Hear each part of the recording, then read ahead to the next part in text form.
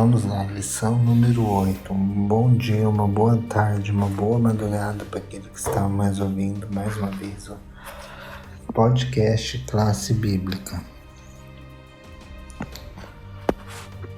Nós vamos estudar, especialmente essa semana, o capítulo 40 do livro de Isaías, que é um texto bem interessante. Eu queria chamar a atenção para o verso para memorizar, que é o verso 9. Ó Sião, você anuncia as boas novas. Suba no alto do monte, Jerusalém, você que anuncia as boas novas, levante sua voz fortemente, levante, não tenha medo. Diga cidade de Judá, aí está o seu Deus. Isaías 49. Muitos séculos antes, por meio do profeta Isaías, Deus anunciou um tempo de tensão e sofrimento de seu povo. E o sofrimento do seu povo havia realmente terminado. Console o meu povo, diz o Deus de vocês. Fale no coração de Jerusalém. Anuncie o tempo da sua escravidão já acabou, que sua iniquidade está perdoada, que ele já recebeu em dobro das mãos do Senhor por todos os seus pecados. Nessa semana, como diz o autor da lição, nós usaremos o que isso significa, o que isso quer dizer. Então, consolo para o futuro. Isaías 40, os versos 1 e 2, que diz assim: console o meu povo, que pode ser o meu povo, consolem Jerusalém, diz o Deus de vocês, encorajem Jerusalém e anunciem que ela já cumpriu o trabalho que lhe foi imposto e pagou a sua iniquidade, e recebeu da mão do Senhor em dobro por todos os seus pecados. Nos versos 1 e 2, suscita muitas perguntas. Houve um castigo infligido pela Síria, o centro da ira de Deus, nós vimos isso em Isaías 10, no qual o Senhor livra Judá ao destruir o exército de Senaqueribe, em Isaías 37, principalmente no ano 701 antes da Era Comum, antes de Cristo. Houve também um castigo infligido por Babilônia, que posteriormente levaria bens e pessoas de Judá em virtude de Ezequias ter mostrado sua riqueza aos mensageiros de Merodach e Baladã, Isaías 39. Nós falamos isso no podcast da semana passada, sobre 37 e 39, Isaías. E houve o castigo infligido por outras nações com as quais Isaías escreveu mensagem de advertência, do 14 ao 23. Entretanto, embora assírios sejam mencionados 43 vezes, Isaías 7, 17, 38, 6, essa nação aparece uma única vez no restante do livro, na segunda parte do livro, que é bem importante, essa segunda parte que começa aqui no 40. De acordo com vários estudiosos, a parte 40 de Isaías começa uma nova parte, um novo capítulo, uma nova temática inaugurada no livro de Isaías. Então, Isaías 39 serve como uma transição para os capítulos seguintes, prevendo um cativeiro babilônico. Então já estava previsto o exílio, como nós falamos nos podcasts anteriores também, já estava previsto esse exílio, e marca essa transição pelo menos para alguns descendentes de Ezequias, que é os versos 39, 6 e 7. Se nós lemos aqui, 39, 6 e 7, diz assim: Um dia, tudo que os seus antepassados acumularam até hoje será levado para a Babilônia. Nada ficará, diz o Senhor. Alguns de seus próprios descendentes serão levados e se tornarão eunucos no palácio do rei da Babilônia. E essa profecia se cumpre em Daniel 1. Daniel era membro da corte, tudo, e nós vimos no podcast da semana passada. Eu recomendo que use todo esse contexto de Merodach e Baladã, por que ele vai lá e como que Isaías funciona, nessa questão, como que o não testemunho de Isaías funciona nessa preparação. E nos capítulos 3 a 8, nos versículos 3 a 8, Um arauto anônimo anuncia que Deus estava vindo revelar sua glória. Isaías 40, 3-5. Uma voz proclamou que, embora o homem fosse transitório como a erva, a palavra do nosso Deus permanece para sempre. Então, após o exílio, o povo de Deus recuperou o que recebera no Sinai, depois acabou rejeitando durante toda a sua apostasia, pelo qual foi castigado, isso é, a presença de Deus e de sua palavra, elementos fundamentais da aliança de Deus. Já vamos pensando nesse termo aliança, que nós vamos ver no próximo trimestre certinho o que significa aliança, o que significa uma teologia da aliança com Israel consagrados no seu próprio santuário, Êxodo 25:8, por terem transgredido a palavra de Deus e abandonado o seu templo. Mas ele estava voltando à presença de sua palavra, conforto, libertação e esperança. Não era apropriado que um rei fosse... Em Jeremias 31:34, se proclamou a mesma mensagem espiritual com bastante antecedência para que os exilados de Judá entendessem a natureza espiritual da obra de preparação para o caminho de Deus. O Senhor prometeu um novo começo dos que estavam dispostos a uma nova aliança, em que ele colocaria sua lei no coração deles e prometeu ser o Deus deles. Eles conheceriam seu caráter, pois eles os tinha perdoado. É bem interessante essa questão da nova aliança, como essa profecia de Isaías, colocada por João Batista em Mateus 3:3, arrepender porque está próximo o reino dos céus. Então ela se cumpre no Novo Testamento.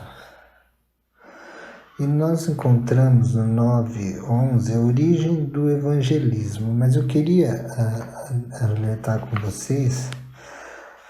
E todo o livro de Isaías, ele está assim, repleto de falas constantes sobre juízos e sobre o evangelho, que significa as boas novas da salvação. No entanto, a primeira parte do livro, nós vimos, trata principalmente da mensagem de juízo divino em relação a Judá.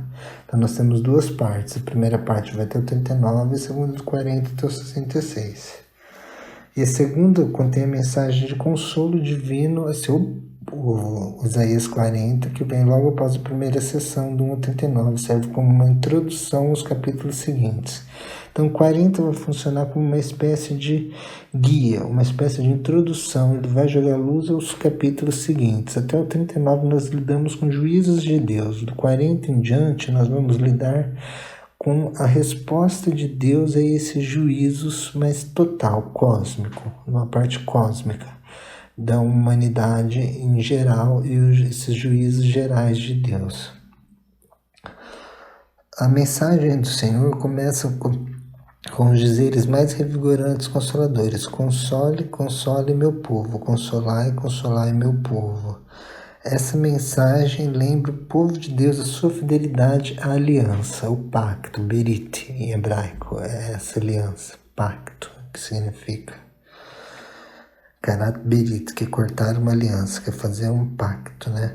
Outra alusão à experiência israelita no deserto, naquela época, nem o povo, nem mesmo Moisés, podiam ver a glória de Yahweh, mas então toda a humanidade a verá. No capítulo 5, esse estudo será dividido em 3 sessões intituladas Destruição, Consolo, Prepare o caminho, a glória do Senhor revelada. Então, a maioria dos comentários bíblicos menciona que o contraste de tópicos entre a primeira parte, Isaías 1 a 39, e a segunda parte, 40 a 66 do livro, a maioria dos comentários vão ver isso. Não há razão para não apoiar a teoria que coloca Isaías 40 no período pré-exílico, como promessa consoladora de uma restauração futura. Por causa de elementos internos no texto, você percebe que ele foi escrito provavelmente antes do anos do século 6, antes da Era Comum, provavelmente no século 8 ou 9 da Era Comum, pelas próprias estruturas narrativas que é usada no capítulo 40. Não tem como ele ter sido escrito depois dessa época. A mesma coisa que eu pegar um texto do século 18 e falar que foi escrito agora. Ou vamos pegar um exemplo assim, eu pego um texto dos anos 2000, vamos usar o exemplo, e falo assim, e escrevo agora e falo que foi nos anos 2000, mas eu coloco lá, não, porque o WhatsApp, porque o Instagram revelou isso. Aí a pessoa vai colocar, vai falar, mas nos anos 2000 não existiu o WhatsApp, Instagram. Isso é coisa da segunda década do século XXI. É coisa da segunda década do século XXI, não é nem da primeira década e nem do começo do século XXI, é da segunda década. Então já tem um anacronismo aí. Então quem escreveu esse texto, o crítico vai pegar e vai colocar, vai falar, vai ser alguém posteriormente colocado.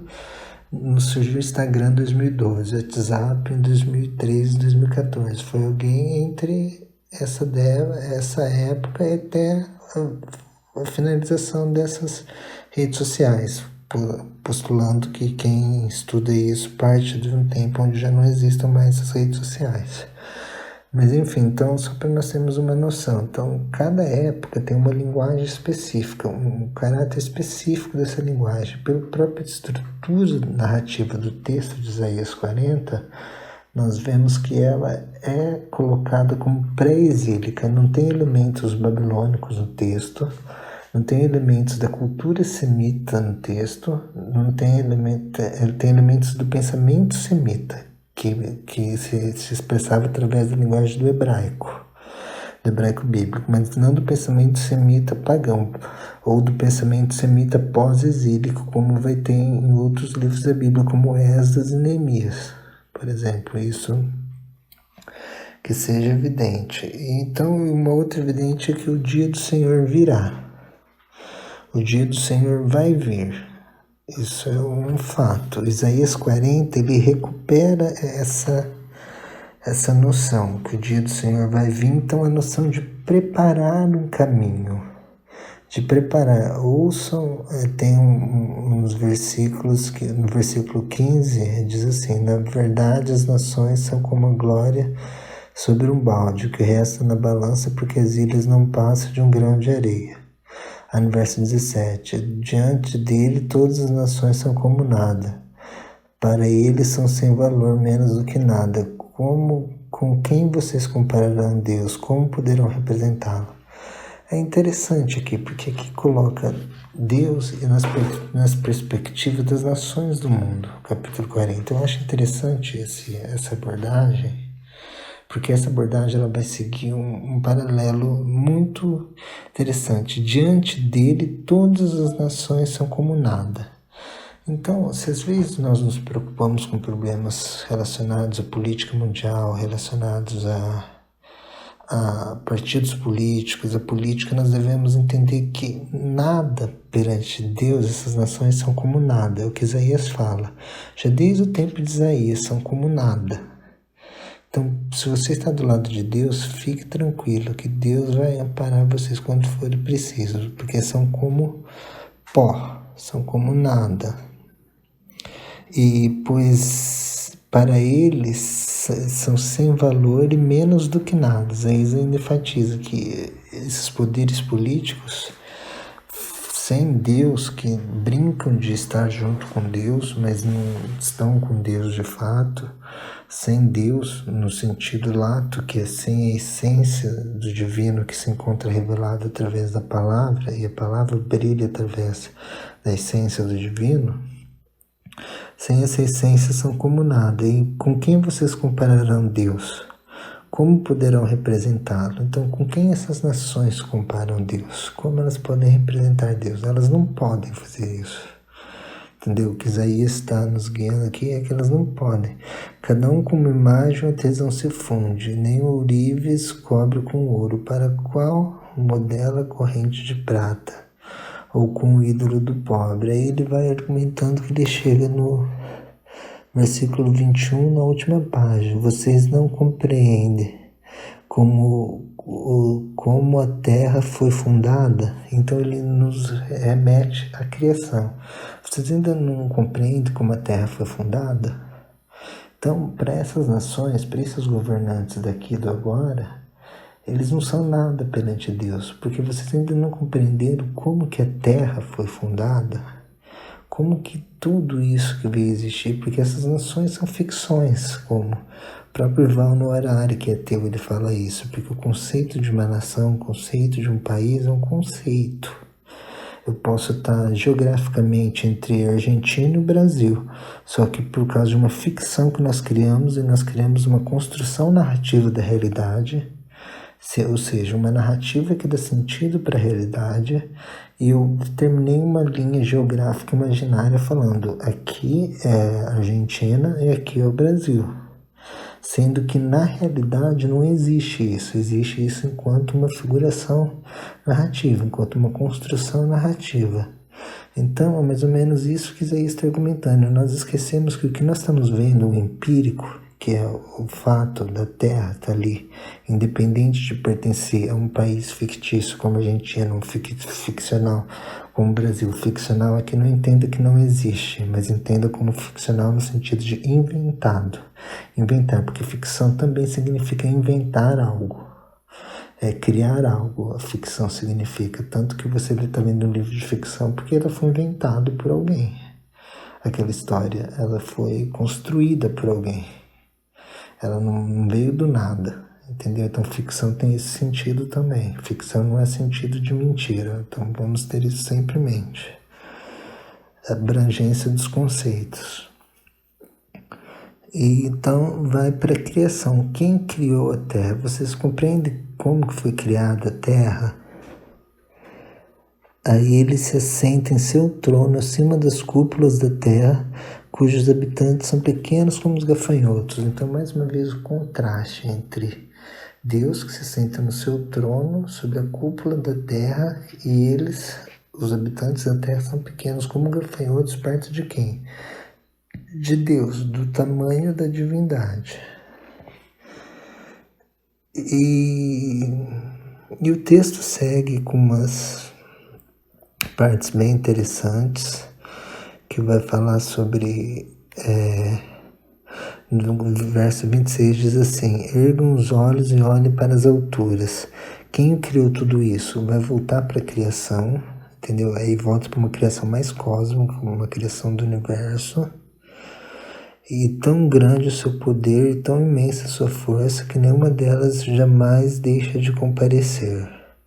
Então é interessante isso, porque às vezes na nossa vida nós podemos olhar para as forças humanas, olhar para os poderes políticos humanos, os poderes sociais humanos, qualquer poder humano. E qualquer coisa humana, como nós sabemos, tudo é efêmero, como o próprio livro de Eclesiastes já diz, nada é novo debaixo do sol, tudo é efêmero, tudo é passageiro, tudo é hevel, que hevel em hebraico é efemeridade, é passageiro, o termo traduzido para vaidade, que é o mesmo nome para Bel, né? A Bel é hevel e vaidade também é hevel, é o mesmo nome, só que significa efemeridade. Então, se você olha para o humano, você olha para o efêmero. Agora, isso que está em cima de nós, esse universo que nós vemos gigante aqui, essa terra que está aqui, quem criou? Se nós compreendemos isso, nós entendemos isso, se nós compreendermos isso, entendermos isso é nos princípios que Isaías 40 está salientando. Nós vamos entender o Deus que está por trás disso, o Deus que se senta no trono e o Deus que está começando que governa isso e que julga, que emite juízos sobre as nações, sobre a terra, e também quer salvar a terra, que vai ser a tônica que o livro vai entrar agora, nos capítulos 44 e 66, como que Deus vai operar o processo de salvação dentro da história humana. Deus ele vai intervir na história do maior modo que pode ser, que é Ele mesmo entrando na história através da figura de Jesus Cristo. Da figura de Jesus Cristo, ele vai efetuar uma salvação cósmica para o ser humano. Ele vai salvar aquela situação que ele descreve no capítulo 1 de Isaías, a situação que se encontra toda a humanidade.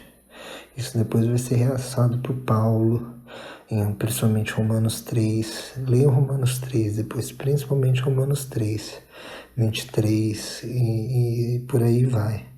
Isso vai ser realçado. E depois explicado no verso 24 de Romanos, como que acontece a mesma situação de Isaías 1, que no capítulo 5 começa a ser renovada, nos capítulos 40 a 66 vai mostrar como o Messias, o Mexaia, que é como nós falamos, o Mexaia, vai vir e vai renovar toda a terra até a futura nova terra, que nós sabemos que a nossa morada eterna vai ser aqui na terra, não no céu, como pregada por uma doutrina platônica dualista vindo por influências medievais, mas biblicamente a nossa morada eterna vai ser aqui na terra, renovada, porque Deus criou a terra para o ser humano habitar.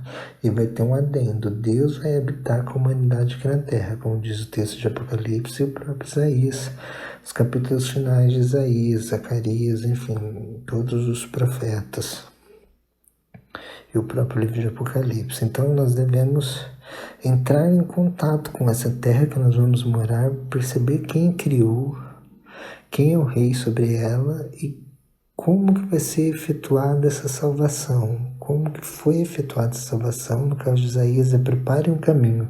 Então vamos preparar o caminho para Deus vir, porque como que Deus vai efetuar essa salvação vai ser trabalhado nisso, como que vai ser esse fortalecimento da aliança.